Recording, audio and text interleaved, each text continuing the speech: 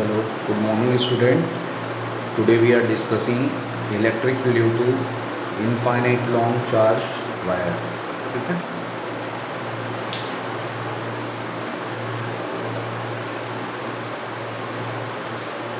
तो देखो यहाँ बेटा हमारे पास एक ये वायर है, दिख रहा है ये वायर, ठीक है.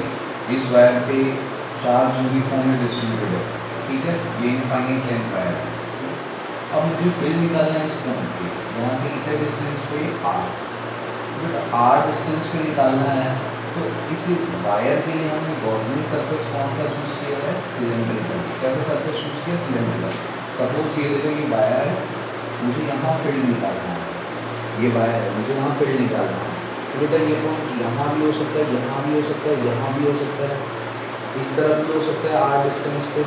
तो इन कहीं भी हो सकता है ना यहाँ.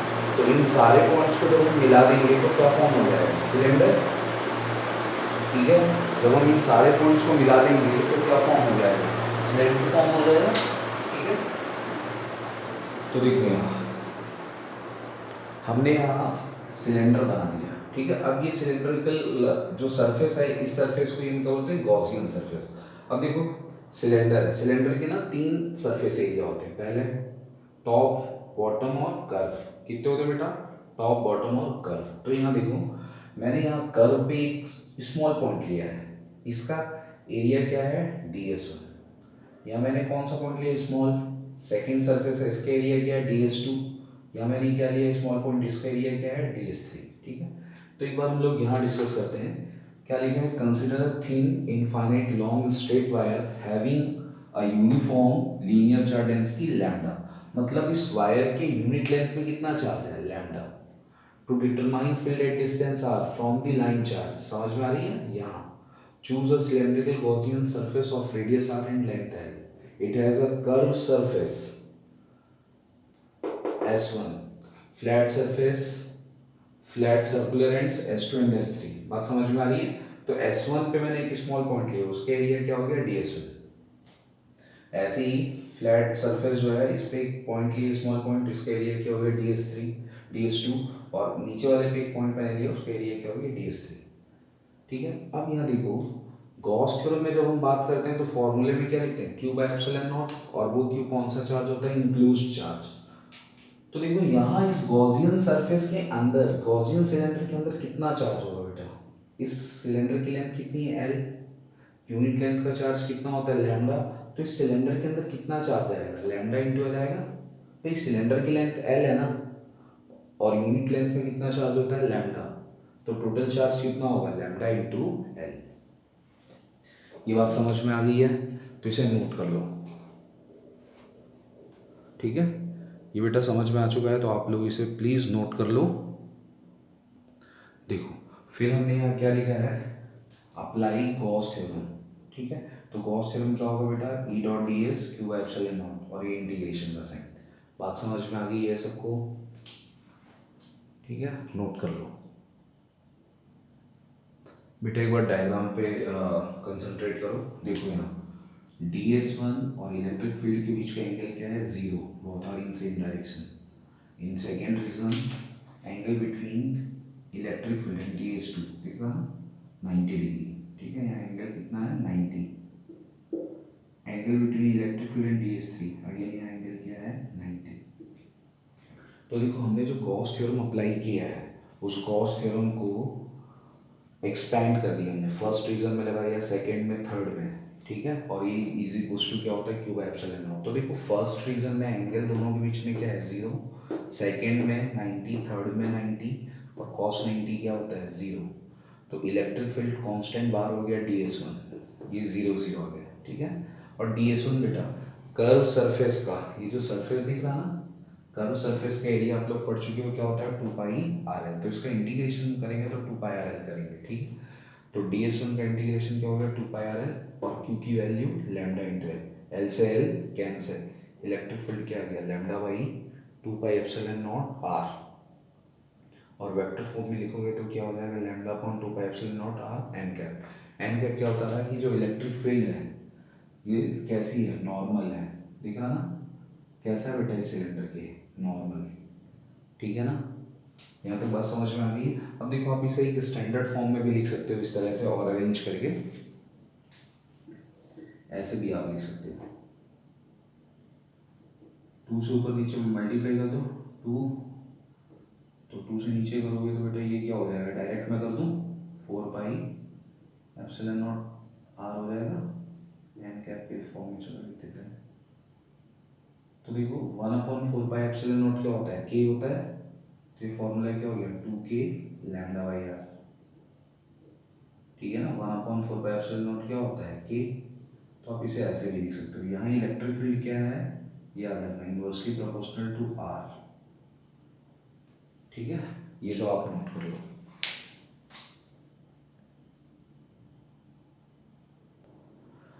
यहाँ देखिए आप लोग सेकेंड डेरिवेशन है बेटा अपना, सेकेंड एप्लीकेशन है electric field due to uniformly charge infinite plane sheet, ठीक है।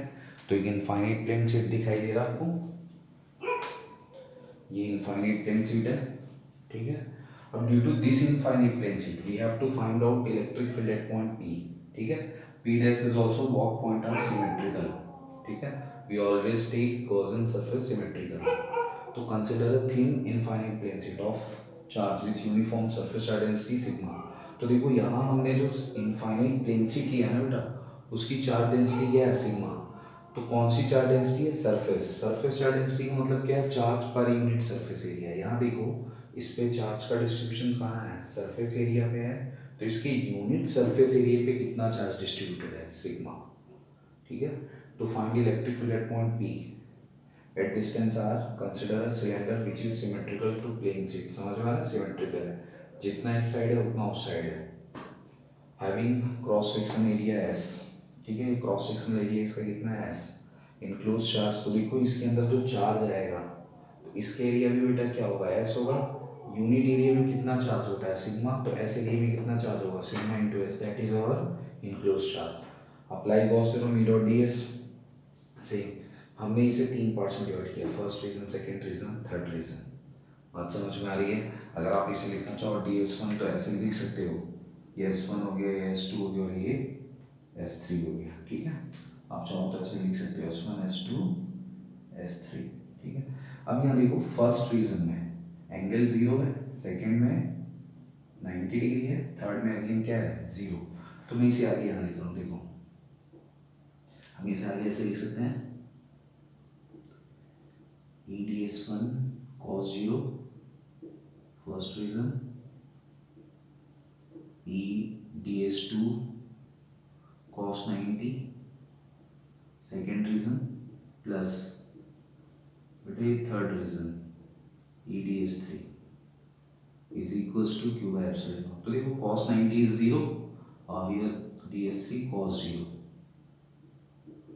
Q by epsilon naught. तो देखो यहाँ कॉस 90 0 हो गया, ई को बाहर करो, यहाँ डी एस वन, यहाँ भी ई को बाहर करोगे फर्स्ट रीजन का, second region D S two Q by epsilon naught. अब देखो यहाँ एस थ्री, सॉरी, अब देखो इन दोनों का जो सरफेस एरिया है वो तो ऐसे ही है दोनों साइड का, ठीक है। तो E S plus E S, Q की वैल्यू बोलो क्या है सिग्मा एस। तो बेटा फाइनली अपने को क्या मिल रहा है, क्या देखो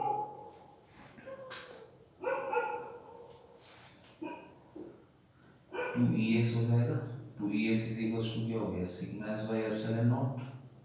तो एस एस क्या हो गया कैंसिल, तो ई की वैल्यू क्या आ गई सिग्मा अपॉन 2 एप्सिलॉन नॉट, ठीक है। और आपको ये आंसर वेक्टर फॉर्म में लिखना है, sigma by 2 epsilon not an cap. तो ये आप लोग लिख लो, ठीक है। इसमें कोई डाउट, बात समझ में आ गई है, ठीक है। अपन ने एक सिलेंडर लिया है, ठीक, फिर उसका first reason, second reason, third reason. तो फर्स्ट रीज़न में एंगल 0 है, सेकेंड रीज़न में 90 है, थर्ड में अगेन 0 है। अब जो फर्स्ट और थर्ड है दोनों क्रॉस सेक्शनल एरिया है, तो दोनों का एरिया सेम होगा, गॉस थ्योरम अप्लाई करो आ जाएगा, ठीक है। देखो बेटा 3 तरह के डिस्ट्रीब्यूशन होते हैं, 3 तरह से चार्ज डिस्ट्रीब्यूट कर सकते हैं। फर्स्ट है लीनियर चार्ज डेंसिटी, सेकेंड है सरफेस चार्ज डेंसिटी, और थर्ड है वॉल्यूम चार्ज डेंसिटी।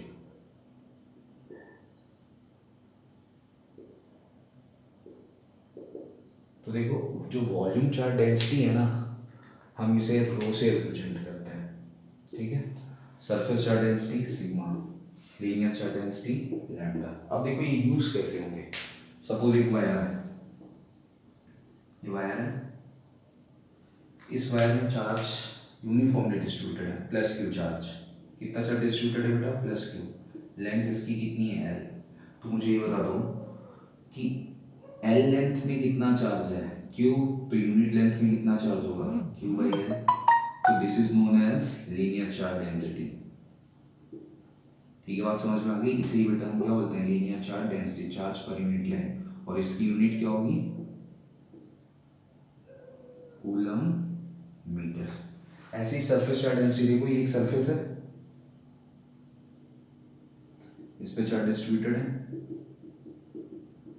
अब बेटा इस पे क्यू चार्ज डिस्ट्रीब्यूटेड है और इसका सरफेस एरिया एस।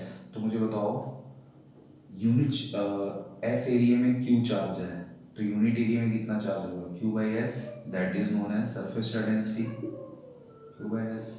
ठीक है, ऐसा यूनिट क्या होगी इसकी? Coulomb metre square. देखो ऐसी वॉल्यूम चार्ज डेंसिटी, यहाँ वॉल्यूम में चार्ज कहाँ डिस्ट्रीब्यूटेड है? वॉल्यूम में। कितना चार्ज है? क्यू। वॉल्यूम क्या है? वी। तो समझ गए, वी वॉल्यूम में क्यू चार्ज है, तो यूनिट वॉल्यूम में कितना चार्ज होगा? Q by V. That is known as volume charge density. तो rho is equals to Q by V, ऐसा यूनिट कूलम मीटर स्क्वायर। बात समझ में आ गई ना? हमने अभी जो यूज किया लैम्डा सिग्मा, ये आप लोग लिख लेना।